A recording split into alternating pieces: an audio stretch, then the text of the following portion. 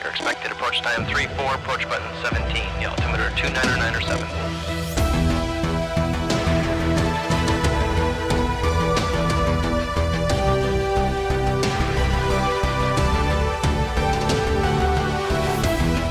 Welcome back to the DCS Situation Report. I'm your host, Prick the Hedgehog, and as you're aware, this video is delayed due to my illness.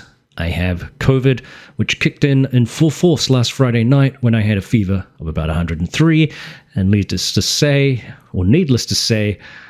producing a video wasn't really on my priority of list of things to do, and as you can hear, I'm still not 100%.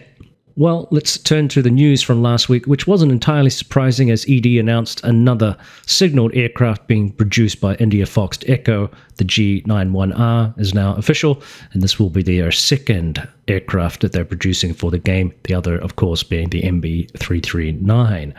Now, the G.91R is an older plane, however, and was a Cold War era reconnaissance and strike aircraft, which was produced in response from a NATO request for a lightweight strike fighter back in the early 1950s to represent the various member nations. The G.91R was declared the winner by the end of the decade and entered into operational service with the Italian Air Force in 1961, and the West German Luftwaffe in 1962. The US Air Force evaluated the aircraft but obviously didn't adopt it, but it was picked up by the Portuguese Air Force and saw extensive use during the Portuguese colonial war in Angola and Mozambique. The purpose of the aircraft was to provide an agile and robust airframe that could operate with minimal ground support in a European theater likely facing mutual destruction. The initial design was incredibly lightweight, weighing in around about 2 tons, and smaller than its similar-looking competitor, the F-86 Sabre. It was powered by the British-designed Bristol Siddeley Orpheus turbojet, a more powerful version of which was adopted for the final design, producing around about 4,800 pounds of thrust and had a top speed of Mach 0.95 or around 728 miles per hour. It was therefore a subsonic aircraft. Like all new aircraft development, it wasn't completely trouble-free in development, with the mid-50s tail section failure causing a test pilot to eject, safely fortunately, but leading to the destruction of one of the prototype aircraft. Unacceptable vibrations in this section of the airframe led to further wind tunnel testing to solve that problem and root out the cause of the problem. A larger tail section was therefore developed along with strengthening in the area and a need to raise the cockpit section several inches, which solved the issue, allowing the project to continue. The aircraft was in production for around 19 years until about 1977. Now, you may be wondering why only a few nations adopted the aircraft, and I think in part it comes down to design philosophy and what other projects nations were already embedded in, based on their own needs. As mentioned, the American Air Force assessed the aircraft but never adopted it. This was, remember, the era of speed for the US Air Force, with aircraft like the F-4 Phantom being in production, much faster, heavier aircraft, which dominates our imagination of what a fighter should be of the era. The competition did produce the forerunner to the F-5A from Northrop, which we are all familiar with, and the British were working on the Hawker Hunter and later the Electric Lightning as an interceptor.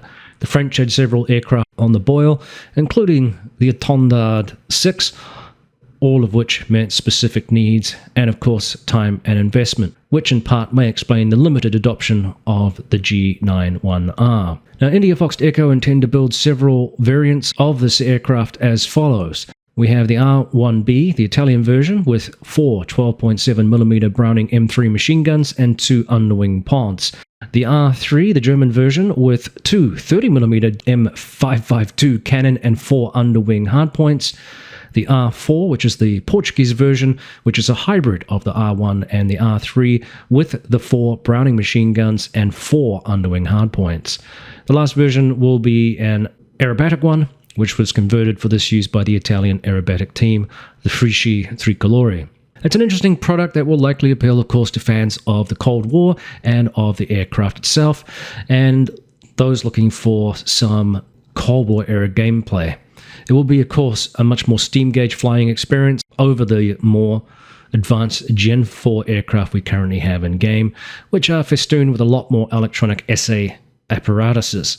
Let me know what you think of the team's efforts and the introduction of the aircraft to the growing list of Cold War airframes, which I think fans of the era will appreciate as ED's game evolves and increases the breadth of players that it can support with all of these eras being covered.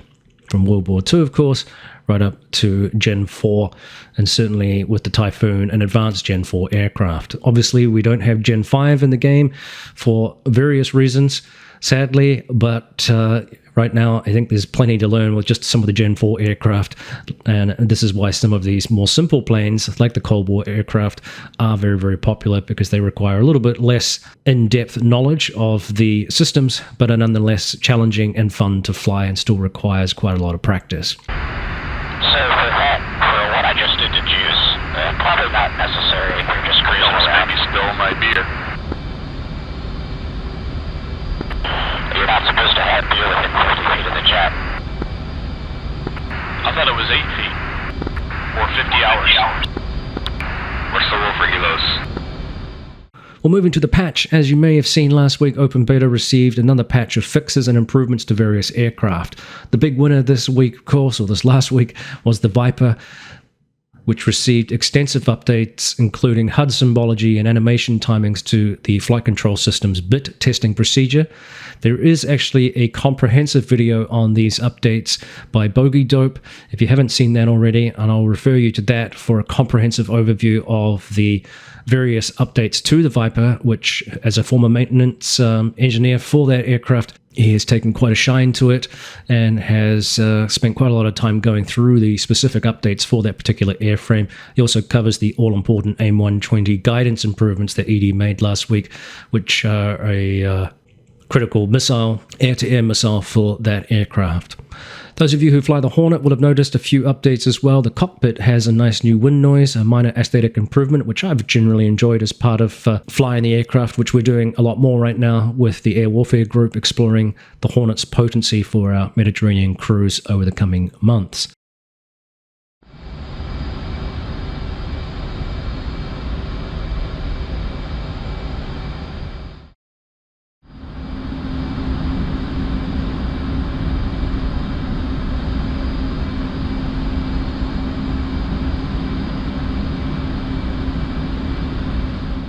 Now, in other news too, ED is offering a flash sale, signifying the end of the summer, and of course the winter looms ahead on the horizon for us here. The following modules will be on sale in the eShop until October 2nd. They include 30% off the A10C2 Tank Killer, the Viper, the Hornet, the JF-17 Thunder, the Mosquito, the Mi-24P Hind, the Super Carrier, and the DCS channel map. Now, mentioning the Hind here, remember this now has the swappable multiplayer cockpit layout that was mentioned last week and is now available for both the Hind and the Apache. That was not a feature that previously was available in multiplayer. Now it is, so that is a little bit of a boost there too. Moving on to modules with a 25% discount. Rather importantly, the Tomcat again is on sale. This also covers both the A and B variants, and this is a really, really exciting module, especially if you're a fan of the Top Gun franchise, which cemented the Tomcat as one of the most popular and famous aircraft in naval combat. Now, campaigns with a 33% discount are as follows. Looks like a lot of reflected sim campaigns here, but the Bf-109K4 Jagdflieger campaign, the F-14A Fear the Bones campaign, the F-14A Zone 5 campaign, the F-86F Hunters over the Yalu campaign, the FW-190A8 Horido campaign, the P-47D Wolfpack campaign, the P-51D, the Blue Nose Bastards of Botany campaign, the Spitfire 9, the Big Show campaign, and the UH-1 Paradise Lost campaign. Also right now, terrains have 50% off for the following: Nevada, Normandy, Persian Gulf, and Syria. Certainly the latter of those four would be must-haves. I really enjoy flying the Syrian map, of course. Nevada too, which doesn't get a lot of chops in the game because it is a landlocked map and it does appear to be not all that exciting, but it's a great training place, and of course it has all those red flag campaigns as well, so it's worth picking up, especially at 50% off. Certainly, again, I would recommend Normandy and Persian Gulf. Those are great maps, and Syria as well is a real favorite right now, and it's definitely a very, very popular map. So pick among them if you can't buy them all, but now's the time to do it if you want to double up and get some savings, that's a good time to do that. So, as I said, that sale will operate into the eShop until October 2nd. I think the 3rd on Steam, so don't miss out. Also, there's a few other things for other modules and things and products up to 50% as we hunker down for winter, so do check the eShop for more details. Raven Squid, you're going. 11 is down to 3,000. We're cutting the turn a little bit. Just in case I want to go straight in. Squid, roger. We got to you on the gadget and we will avoid you.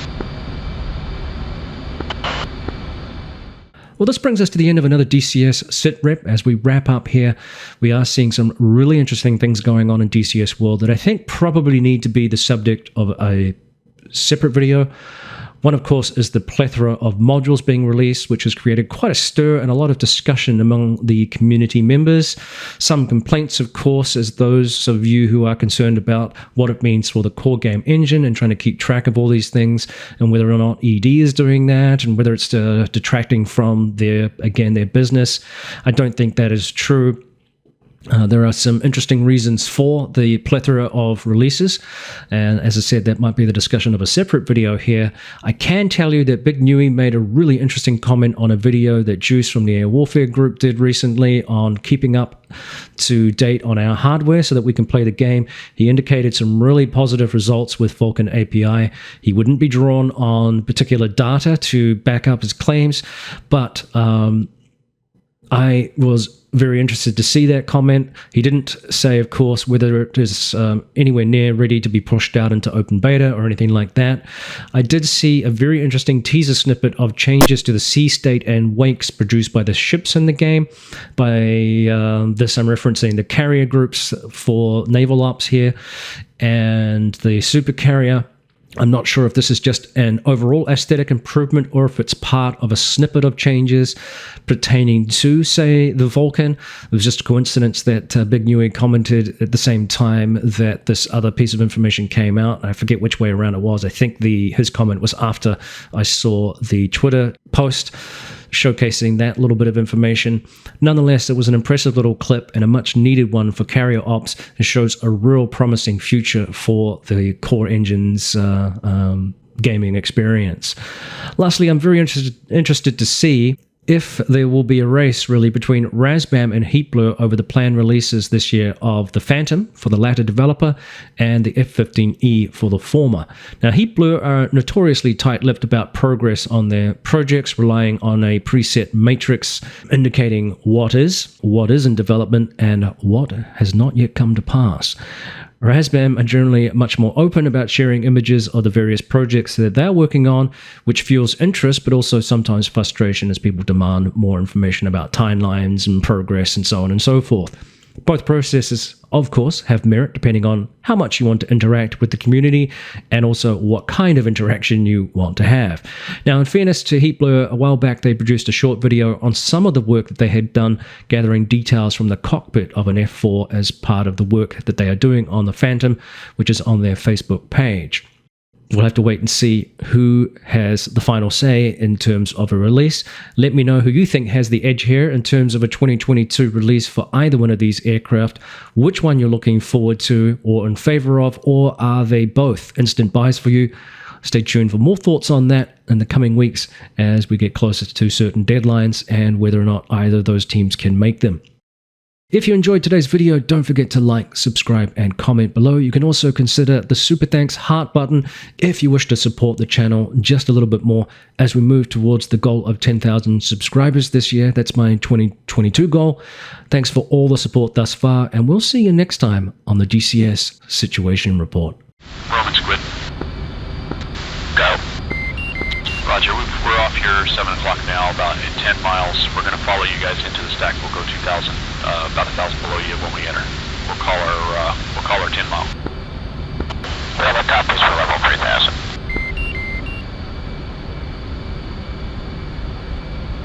Wow, Roman, looks good from back here. I see 4 little dots so in formation together. It looks awesome.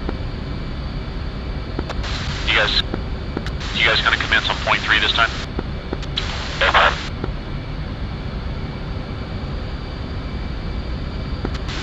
take an extra circuit in the circle.